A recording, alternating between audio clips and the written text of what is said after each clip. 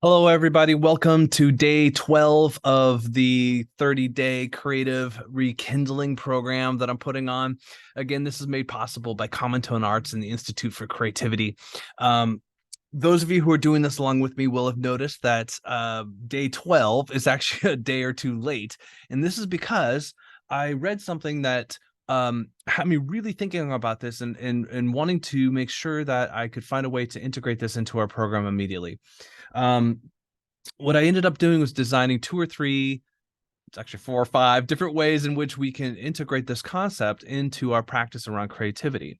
What I realized here and what I read about was it was actually about this concept of martyrdom and of this idea of the myth we have around the creative artist and the tragic hero, the kind of German romantic hero, combined with this idea of I have to suffer to make work.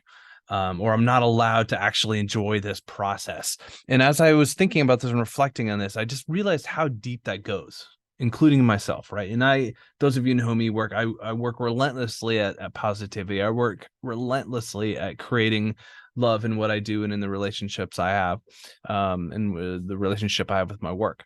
Yet, I will acknowledge it's in there very, very deeply. I know from back in school, there were all these lines that people would say, like, sleep when you're dead. Right? Or you suck, go to the woodshed, that kind of thing, right? Of like, you can't really enjoy this process, and you can't really be a part of this because if you're really serious about what you do, you're in it so deep you're gonna suffer. Jackie McLean, who was a protege of Charlie Parker, used to talk about how musicians would either be strung out on heroin in order to be like their hero, Charlie Parker, a musician, of course, or even some of them would kind of fake being on heroin as a way to be. And I just think about what that means. It's like people feel like in order to be taken legitimately by their peers, whatever, they had to essentially be martyring themselves, their bodies and whatnot.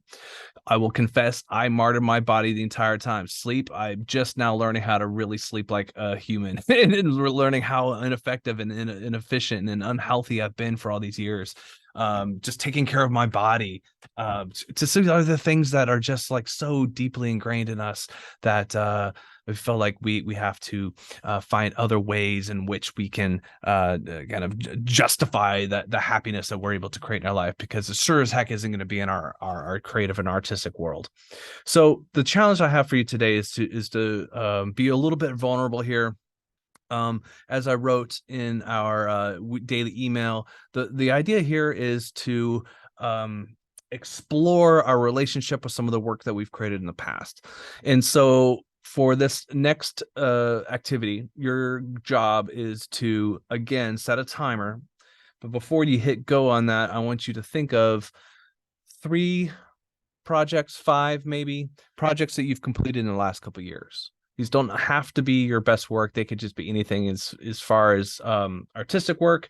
It could also, if this doesn't necessarily feel like it pertains to you, think about other things that you've been able to create, whether it was a party you pulled off, a great dinner, working on a program for the PTA, whatever happens to be that you built and put out there into the world.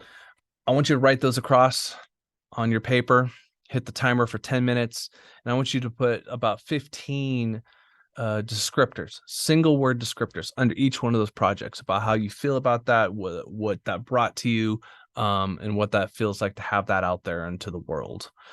If you're anything like me, this was challenging and conjures up quite a few things. At the end of that 10 minutes, I want to encourage you to take a moment to stop and reflect. Happy creating. Good luck.